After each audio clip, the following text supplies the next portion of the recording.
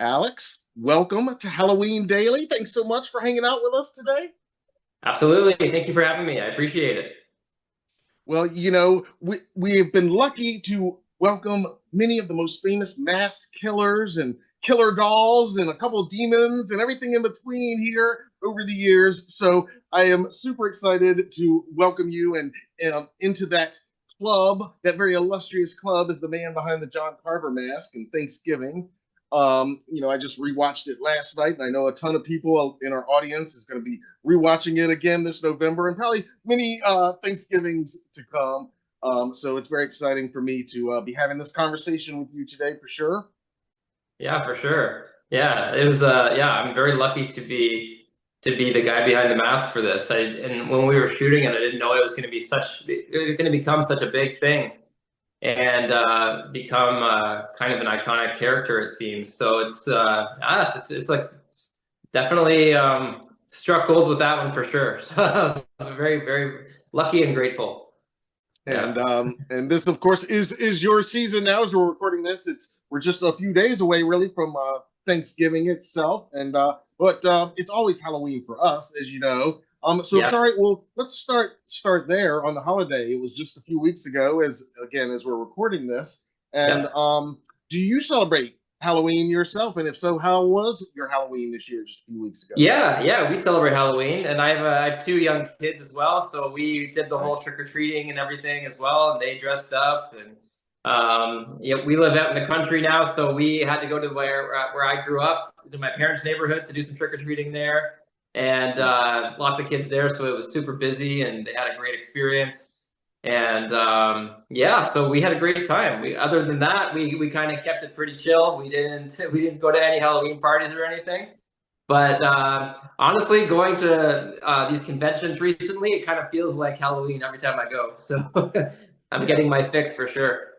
Yeah, a bit of every day is Halloween at the conventions, definitely. That's right.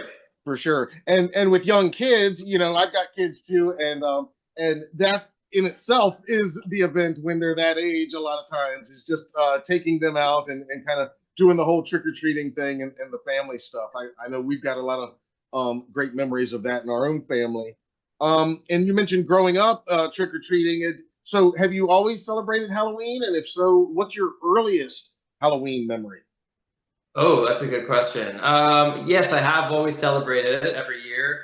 Earliest, probably, I want to say five. I was 5 years old, I think, and I remember I dressed up as the Black Power Ranger.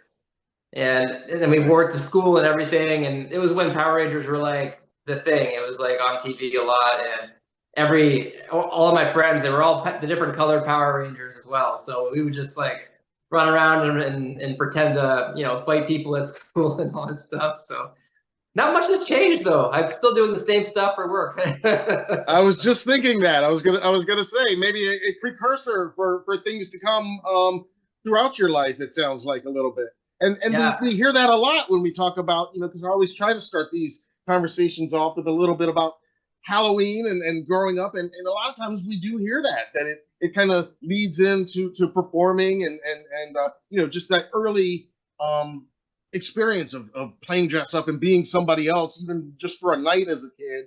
For a yeah, lot of people, it does lead into the career they go into. Um, yeah. Now, before we leave the Halloween holiday, we always try to ask everybody, um, what is your favorite Halloween costume that you've ever worn, and your favorite Halloween candy? Halloween game. Candy, Oh, candy. Sorry. Okay. costume, and So candy. costume, I would say. I was never the kind of guy who was very creative with his costumes. I was kind of like, there was a party scheduled, and I waited to the very last minute to just kind of whip something together. So I remember I did like Indiana Jones the one time, and I couldn't grow a beard yet, so I would do the makeup, like, putting it on. That looked pretty good. Yeah. What else? I mean,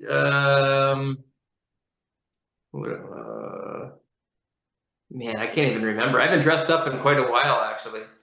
Um, yeah, I don't know. That's the one that comes to mind. I remember I was like Aladdin or something when I was little too. That was a cool one. Yeah. I was Darth Maul. That was cool. Ooh, Um, nice. which is cool because I met Ray Park, who played Darth Maul, not too long ago at a convention too. So that was a pretty neat experience. Yeah, Awesome. yeah. And then Halloween candy, I gotta say, I'm a Mars bar fan. Do you have Mars bars in the States? Yeah, I think you do, right? Yes. Yeah, Yep. okay. Yep. I'm Canadian. We have some different candy here as Hmm. well. So yeah. Awesome. So yeah, Mars bars, Reese's, can't go wrong with those. Um, yeah, we have some other ones here that you guys don't have there called there's a chocolate bar called Coffee Crisp. It's a really good one. Definitely something to check out if you ever make it up here. Okay. All right. I'll put that on the list for sure. Yeah, yeah, it's a good one. Definitely. Yeah, yeah, that's what I would say for the candy though. Excellent. Good choices. Um, and you mentioned how not a whole lot has changed from those days of dressing up as a Power Ranger and some of these others. When did you realize, or how did you get into the stunt work that you've been doing in film? I mean, was that something very early that you kind of knew you wanted to do, or how did that all come to be? I actually younger, I didn't really know that could be a job. And it wasn't until I've always been really into extreme sports and rollerblading in particular at skate parks, doing flips and grinds and stuff like that, right? And I was at a skate park one day when I was younger, probably like 11 or 12, something like that. And I met some guys at the skate park that happened to be in the industry already. Their father was a stunt coordinator, and we could just kind of started hitting it off and hanging out as friends. And I saw that like these kids were going to work already, and they were like only my age as well because they were getting work from their dad on these big movies and TV shows and stuff. And I saw over the years, I saw how much fun they were having. They're making a good living, doing the kind of stuff that we would like to do anyway. And I was doing the traditional school route. I was in school for business at the time as well, like later on, when I really started to look at it carefully. And then I had regular. I had some minimum wage jobs and stuff like that, and then I saw that they were doing a little bit better, having a little bit more fun. So I'm like, okay, I could see myself really doing this. So I started asking their dad, like, like, could you give me a shot sometime? I'd love like to experience what it's like on set. And he did end up helping me out, and he got me on as what's called an SSE, which is a special skills extra. So it's basically a step below stunts and a step above being an extra, and it's a good like low pressure way to test your competency on set to see if you can take direction and Mhm. all that properly. And so the scene was a big fight scene. There was some stunt. They were doing the fight, and then there was some like a big crowd around. Basically, it was a big like rave kind of scenario. And the SSDs, like myself, would be the buffer in between the stunts and the extras to make sure the extras didn't get hurt. But that, low pressure way of figuring how it all works, and it went really well. So I ended up asking some of the other extras, like how did they get work, and like how did it, how, did they have like background agents, or how did it all work? Right. And they gave me some information, and I ended up doing some background for about 3 years just to like get on other sets Mhm. and not just rely on this one guy that I knew, and just try to meet other stunt coordinators in the business, and always have my resume, my demo reel, which at that time was on a DVD, and I would hand it to them if I saw them on set, and I would just like introduce myself and say, hey, like I'd love to get started as a stunt performer, and eventually some other guys gave me a shot, and it slowly progressed over years to a full-time gig. So luckily it all worked out pretty well. At that time I was pretty young. I was still living at home. So I was Mhm. able to slowly pick up and save up, and then eventually buy a house when I got busy. And now it's become this like full-time career that I've been doing for 15 years. So it's pretty crazy. And is it mostly in Canada that you work and where everything's shooting that you've been working on? Because I know that there's a big filmmaking industry there. Oh yeah, yeah. I work in Canada most of the time. Typically Toronto. Hmm. We have a very big like film infrastructure here. We've been filming here for a long time, so we Yeah. have all the studio space and crews and all that stuff. We film in some small towns outside of Toronto as well, and also sometimes I'll go to Vancouver on the other side of Canada on the west coast, and then sometimes to Montreal as well, where they do a lot of filming as well. So but yeah, I mainly stay in Canada at this point. Yeah. Nice. And I've had a few opportunities to go overseas and stuff, but Hmm. just with my kids at their ages and stuff, I kind of prefer to be coming home every night. So very lucky to be able to do that here because a lot of people can't. So in that business anyway. So yeah. Yeah, absolutely. I don't blame you. Yeah, if you've got the opportunity, like you said, because a lot of people it's not even an option, and they would have to travel. So I don't blame you there. Um, so moving into Thanksgiving, how did you first become involved with this film? And did you know, or when did you know you were going to be behind the mask as John Carver, Yeah. or the John So Carver killer, I guess we should say. Um, yeah. So I usually do a lot of research to see like what films are going to be coming into town and just to kind of try to plan out my year a little bit if I can. And I saw that this Thanksgiving movie was coming in, and I searched who the stunt coordinator was going to be because I do stunts primarily. And it was a guy named Dan Skeen, who I know really well already, and I've worked with him several times in other shows. And so I just sent him a message and I said, "Hey, I'm the lead actor's sizes, which is Patrick Dempsey. mhm. I'm his sizes if you need a stunt double for him." And he's like, "Actually, I do. Do you want the job?" And I said, "Yeah, let's do it." I didn't see a script or anything at that point. I didn't know if he was going who he was going to be in the movie, right? Yeah. So when I first showed up at work, I dressed up in the sheriff's outfit, you Hmm. know, and did a few days as that, and then because I would only be given like little, like basically the scenes for the day, right? I wasn't Okay. given the entire script. They like to keep things under wraps and confidentiality and stuff. Sure. So the one day I showed up and they said, "Okay, you're gonna dress up in the pilgrim outfit today." And at that point, even on like the call sheet, they didn't call him John Carver. I think it was like Stunt Pilgrim. And so I dressed up in that. I looked at the side, like the script for the day, and to see what I had to do. And it was this big. It was the diner fight with Lizzie in the movie. And I looked at that and I'm like, oh man, that's a big scene. Okay. And I assumed it was going to be like Patrick there as well, and it was just going to be a typical like stunt doubling scenario where he does a lot of the movement and the acting bits, and then I jump in for the stunty stuff, right? Hmm. But it wasn't really the case for this one.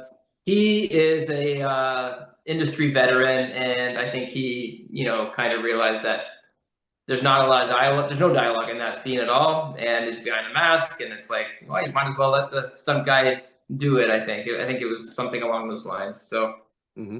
I ended up jumping in the costume and went to set, and we actually usually we do like stunt rehearsals for fight scenes, and we have it all choreographed. For this particular one, we didn't. We actually showed up, and Eli, we just walked everything through with me, what he had planned already, and we just like kind of organically came up with it on Oh the man. day. Yeah. So that was pretty cool, and then it went really well. They were That very that was happy. like day one behind the mask, and the That was first day time one behind the mask. that you kind of realized, oh, I might be getting more screen time behind this mask than I anticipated. It sounds like. That's right. That's right. Yeah. And And luckily, and I kind of just I hadn't seen anyone in the costume. I didn't know how he wanted me to move or yeah. anything like that, right? Because that was the first. This was the first time anyone's been in the costume and done anything on camera. So nothing's established. So I'm kind of setting the tone for it here. Yeah. So I was surprised that I was allowed to do that, but it worked out. They were really happy with everything from that whole day. and they kept asking me to come back and do more and more scenes as that character. They did switch me out with another stunt double a little bit for the high school scene. His name was Jeff Meach, and that was because Eli wanted to change up the movement a little bit, just to throw off the audience on who the killer might be. Yeah. So yeah, so it was a little bit of him, and then Patrick did jump in the costume a little bit for that as well when he was chopping the mannequin heads in that one room, and then a little bit for the dinner scene as well. Yeah, and I split that with him. So, but otherwise, I got to do most of it. Yeah. Man, that is amazing. And I was gonna ask all that, because everybody's always curious who's behind the mask when, and you just pretty much clarified all of that. And I was curious when, if any, Patrick was actually behind, and it makes sense that those scenes, because they both involve the main character of Jessica, and interesting that Eli, wanted to purposely change it up a little bit, change the movements just to kind of keep everybody in doubt, because it is a great reveal when it happens and everything. And obviously by now, I don't think we need to say spoiler alert, but yeah, everybody's seen the movie by now. It's been out a year.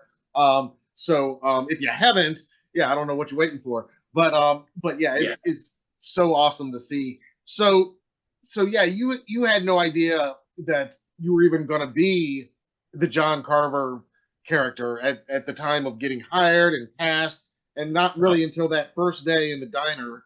And you say that they didn't really, Eli or anybody didn't really give you any direction as far as the movements, because I rewatched it last night, and I liked a lot of the movements. I wanted to talk about that, like any direction or even influence, consciously or subconsciously, that you might have had, because there are some interesting movements in it. Yeah, Eli basically he told me where to go, what to do, and the timing of things usually. But in terms of like how to carry myself from point A to B, no, that was kind of just on me to interpret the best I could, based on what I thought the character would be, and like his character's background in the show, like in the movie, he's a police officer, so I'm figuring, okay, he's going to be using pretty efficient movements because maybe he has some like tactical training. So there's going to be no like weird stumbly clumsy stuff at all. Like everything's very calculated, So yeah, I was trying to think of that, and it's also tricky with a mask. You have no emotion either, so it's all a little like subtle movements to try and convey a message. It can be a little tricky, but I try to think about what I would do, what I would find scary on screen. So when I have the mask on, I'm trying to zoom out a little bit and trying to really think about like what would look creepy, just subtle head tilts, and even just like in certain scenes, like when I was doing like the cat and mouse chase with Karen, who was Kathleen, just like certain things where like when I'm turning my, I do certain things when I turn my head, and I had some ideas like how to like look behind the door. I used the pitchfork to do it instead of my hand, things like that. So I get to pitch a few ideas here and there. Nice. Well, I love hearing that, what exactly you brought in, and kind of the thought process going into it, because again, we're just watching it, but on rewatches especially, I can appreciate, like you said, the subtleties and just the small movements, because again, I mean, we're slasher fans. We've seen all the mass killers and all, but they do all have their own little kind of idiosyncrasies that set them apart, and oh, that's definitely Ghostface because he's always like this, or Michael Myers always does this. And so it is, just fascinating for me. And I think a lot of our audience to hear that thought process. And I love, you mentioned Karen as Kathleen. And of course, that whole scene is I think just one of the most memorable scenes in the film. And again, on the rewatch, like when you're like basting her basically, and getting her ready to be cooked and everything, and just the little movements of your hands and stuff. I thought that even that was like very interesting to me, and gave just a tiny bit of character where like you said, you're masked, you're completely covered. Can you talk a little bit about that scene in particular? Because that one, that might be the most Yeah, memorable kill of all. I don't know. There's a lot of good that's ones in there, but yeah. And the funny thing is that in the original lot of time we had to shoot that, or to shoot the movie, we didn't shoot that scene. That scene was added later. So that was originally not going to be in the movie. oh man, And then they ended up coming back and doing 4 days of additional shooting, and that's when we did that entire thing. And it was so much fun working with Karen too, because she's the best to work with, and I've been doing some conventions with her, traveling a little bit, and we're really good friends now. And it was just such a fun experience, and she was such a trooper because she had to scream like crazy for pretty much all 4 days, and get all like the vegetable oil like painted on her face. And yeah, I felt bad for her, but she was great. But it was so fun because we got to do. It was just a lot of screen time, a lot of fun, building up the suspense to whether or not she's gonna get captured by me, right? So, yeah, it was pretty cool. Um, and I thought it was good for her character too, because she had a point where she finds the cheerleader yeah, in the fridge, and you kind of up to that point you don't like love Kathleen. She's kind of not very nice to Jessica, and so it makes you like her character a little bit more. She's got a bit of a soft side. You hope she's going to come back and save her, but she doesn't get the chance to. So yeah. yeah, but yeah, it was super fun, and I hope we get to do. I hope there's more of that in the sequel, more of like the chases, because it really is such like a build up, and it keeps you on the edge of your seat for a while. Yeah, like you said, and it does, go on for a while, and it has this nice build up. And again, on rewatch, I really appreciated it even more, because that is, like you said, it's kind of the first time we get John Carver on screen for that long. A lot of his initial appearances in like the first half of the movie are very minimal, very quick, which is what you want in a movie like this. You don't want overkill too early, no pun intended, but yeah, I love the whole bit of it, and you think that maybe she is gonna get away, and just that bit of hope, especially when you kind of come to the doorway and then walk away you just think, all right, maybe for a second. And you even got Yeah, that sound effect. It sounds like maybe you went out the door or something, but no, no, that's yeah, not in the cards. yeah. There's a lot of good little jump scares in there that we threw in, with the pitchfork coming through, and then Yes. with even with Yulia when she's in her room, and then Yeah. her you think it's going to be John Carver popping out, but it's her dad. Yes. Oh yeah, that's a There's good a lot one. of good ones. Yeah. Yeah, and I'm sure that's fun shooting on set sometimes too. Um, with working behind the mask, in pretty much every scene you were in, I guess. You mentioned a little bit about how that would be challenging. What was the most challenging scene for you to shoot um Yeah. in Thanksgiving? There was a challenging in the diner fight. Actually, it was Okay. challenging because I had to put, when I had to put Lizzie in the sink, Yeah. and then I had to pull her out, then I had to try and find the freezer door. But when I pulled her out, I hit my hat, and which moved the mask on me, and the eye holes are really tiny. So if I move the mask even a little bit, I'm blind. I can't see anything. And so I'm trying to find the freezer door behind me to continue the scene and stick her face onto the freezer door. And if you watch the movie, you'll see me like reaching for the freezer door a couple times, and I finally get it. But I'm like inside, I'm like, let's get it because it's a big reset because she's Yeah. soaking wet now.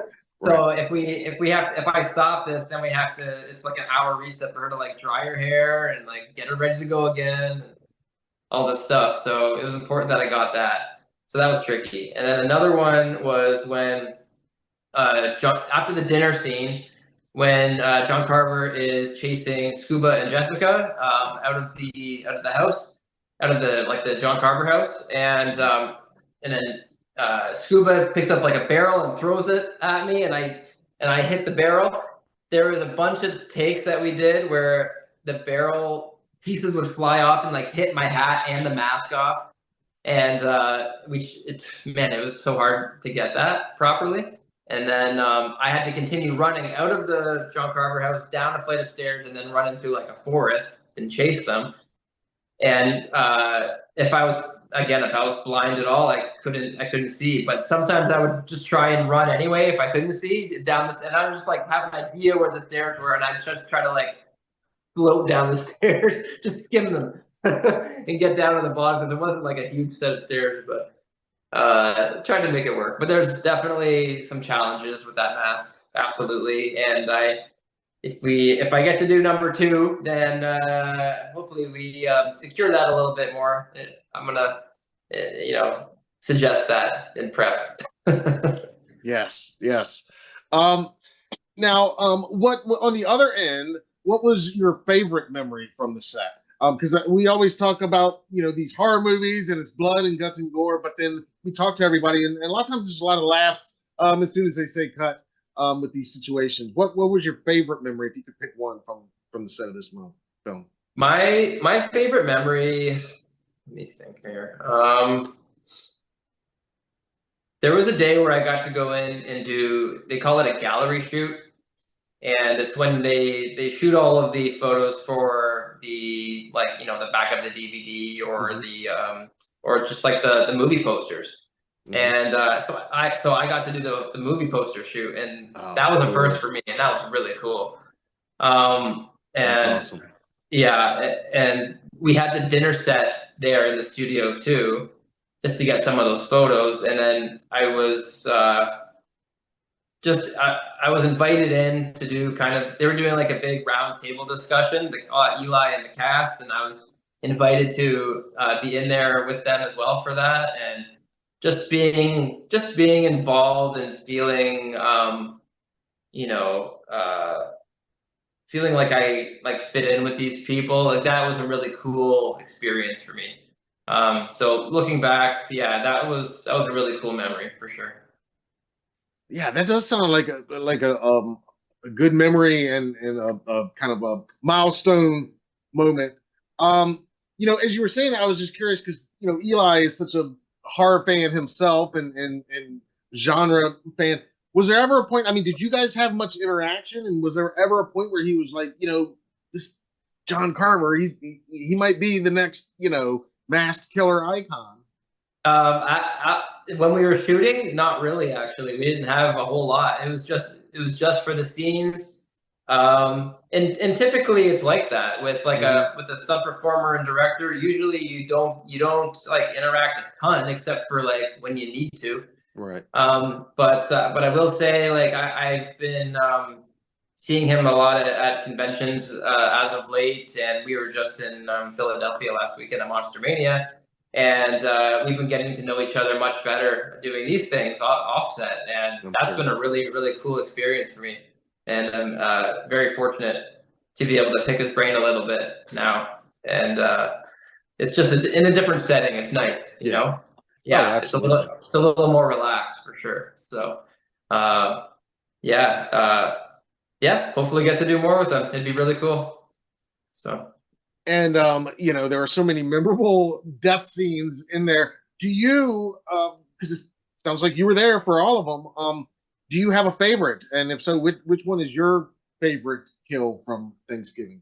My favorite kill would have to be the beheading of Manny, the security guard. Yeah, and I really enjoyed the movement with that one. Funny enough, when I do the stab in the stomach from under the table, they decided to change it from. It was originally a chef's knife that I used, and then they changed it to like the automatic reciprocating knife or whatever they use in there for the turkey. Yeah. So that I thought that was funny that they switched that up. And then uh, I love the movement for the beheading. I thought it was like a really cool like assassin like move where he does the strangling and then like does a nice smooth like turn around and then does a nice like look back. That was really cool. I enjoyed that. And then I'm a big Tim Dillon fan too, so that was really cool to work with him as well. And then also, of course, feeding the cat afterwards. That was a really cool decision, I thought. It makes you like John Carver a little bit more. And I'm a cat person, so I love that. That was really fun. Yeah, Awesome. yeah. Other than Awesome. that, I mean, like the oven kill was a close second for sure in that whole chase. Absolutely. Yeah. Yeah. Yeah. Oh, they're also great. But you're right. I mean, that was very assassin like. When you see him, the way he uses that. Um, Now, again, as we're recording this, it's been almost exactly a year since the film was released, and when we met a few months ago at Haunted Screams Expo, during your Q&A, I asked a similar question, and I'm going to ask it again. But in this year, I mean, you've seen fan response. I mean, you've seen John Carver now. There's action figures, collectible figures out. There's masks, officially licensed one. I need to add one to my collection actually. Um, and the film, and there's been a sequel announced, obviously. That's going to be coming. So now here, basically on the 1 year anniversary, what is your reaction to the response that the film has been getting, and the fact that this is one of those movies, that horror fans like myself will probably be revisiting um, a lot around this time of year, the way we revisit Halloween and Black Christmas and My Bloody Valentine, and these not that there's ever a bad time for these films, but obviously when those dates roll around, For um, sure. we tend to gravitate towards our comfort food during these 100%. holidays. Well, Um, that's like me. That's like me and watching like Home Alone, for example, at Christmas. Like I have sure, to watch it. yes, But I think it's something that I've been really wanting to do in my career is be a part of something that really means something to people and is a really good movie, you know?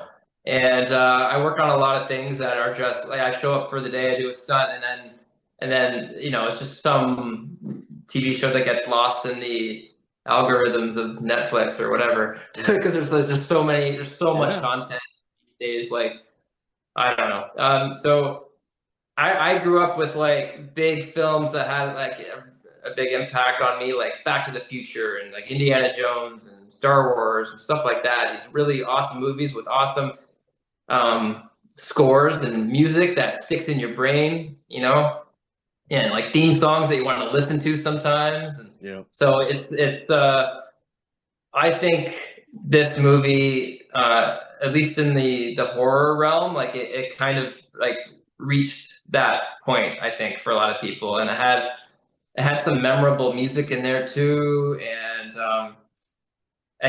just listening to what all the fans have had to say at the conventions, like it Mhm. really does mean something to a lot of people, and they really enjoyed it. So um, I love that so much, and putting this much work into a movie, spending that much time away from family and everything to film these things, like it's awesome to that work and all that sacrifice has been appreciated by people, and yeah, it motivates me to do more, and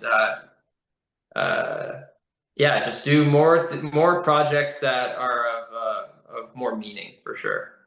You know what I mean? Yeah, oh, absolutely. Absolutely. And again, I do feel like this is one that, is going to stand the test of time, and be rewatched and revisited, and probably the cornerstone of many more to come. We both mentioned the sequel a couple times. I got to ask, have you gotten a call about the sequel yet? I haven't gotten an actual call yet, so I can't confirm that I'm going to be in it yet, but I do know that it's going to start filming in the new year, and it's looking like I have a good shot. So we'll see what happens. But you know, if I do get it, whether I do or I don't, like I'm kind of prepping myself as if I were to get it, because I would like to manifest that to happen, and I would like to reprise the character and you know, do the character justice for the fans that care so much about it now, about that character. So I would really love the opportunity to do that. So I'm hoping, fingers crossed. Well, we're definitely here for it, of course, and I know fans of the film are hoping, and I just think it's a given. I think they got to bring you back for it. I mean, at this point, I don't know why they wouldn't. So there you go, Eli Roth. The fans are demanding it, but it's going to be exciting no matter what. Just for you, just as a fan, kind of, if you can remove yourself at all from it, what would you like to see in the sequel? I mean, we all know how it left. I mean, there's not just a final girl. There's a couple final characters that did make it through and could obviously be brought back. And then, there was no body found, so obviously our killer is still lurking out there somewhere. Yeah. What would you like to see in the sequel? Just as a fan, as a moviegoer. That's a good question. I'm curious, like, who they're going to bring into the movie. Since some people were killed off, you assume there's going to be some new characters introduced. So I'm very curious about that. The fact I travel with Karen a lot to conventions, like she was in Virginia as well. So I hope for her sake she gets a flashback or something. It'd be nice to work with her again. That'd be cool. Yeah. Yeah, just something. Yeah. Other than that, just more creative kills, and yeah, just like I'm just curious where we can go from here. I'm curious what's in Eli's mind, so I'm sure there's something good. Just based on his history with horror movies. So yeah. I don't know. Again, like I said, we're here for it, and I don't know what to expect either. But yeah, rewatching it, it's definitely primed for more, and got me primed for more. And again, we're 1 year out from the release of the film, and now we're about 1 year away from part 2. I guess it sounds like so. It's an exciting time to be a John Carver fan and a Thanksgiving fan. Now, outside of Thanksgiving. I know you've got some other upcoming projects that are coming out, and one of them is Guillermo del Toro's Frankenstein. I know you worked on that. Is there anything you can tell us about that and your involvement or your experiences working on that one? Because that obviously that's right up our alley too. Yeah, for sure. His movies were always like very epic, like really big sets and big budget, and yeah. And he's got a really cool style too. So I mean, I can't say a ton, but I will say it looks really good. It looks really good, and yeah. What else can I say about it? Definitely, it's worth going to see. Yeah, I can't say a whole ton yet, unfortunately.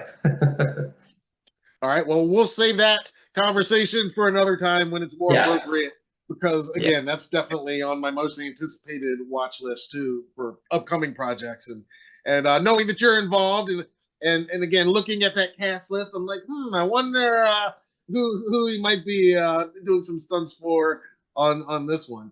I've got my mind spinning a little bit, but we'll say that. I can say that I'm not doubling, so you may see my face at some point. That's all I can say. All right. Excellent. Yeah. Well, even better then. I love it. Very cool. Yeah. Well, again, we'll be looking forward to that one. Are there any other upcoming projects that you want to plug or tell us about? There's been a bunch of things I've been hopping around on. Twisted Metal season 2 I was on. Yeah. You might see me there. Very cool. What else have I been on? I have a list actually written over here of what I've done recently. Yeah. There's a new Black Phone movie that I've Yes. been working on a little bit too. So that's going to be really cool. Yep. Yeah. Anything you can tell us about that one? No, no, not yet. Not yet. Not yet. Of course not. Not yet.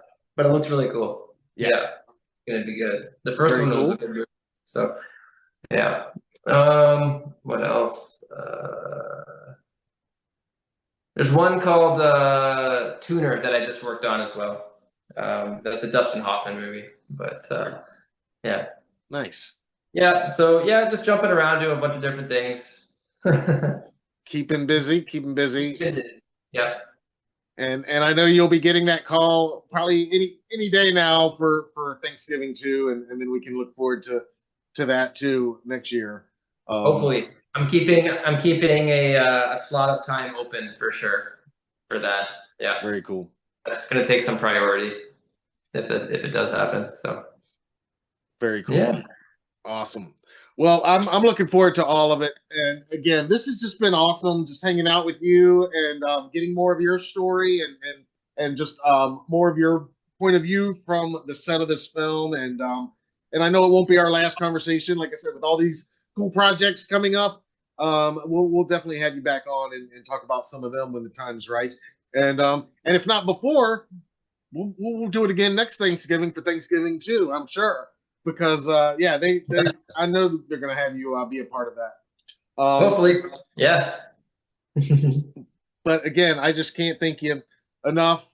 This has been great. I know our audience is really gonna appreciate it, and look forward to rewatching Thanksgiving if they haven't already, as we're recording this, because it is the holidays just a few days away as we're recording this. So I'll wish you a happy Thanksgiving, but it's always Halloween, so I also, no matter the time, have to still wish you a happy Halloween as well.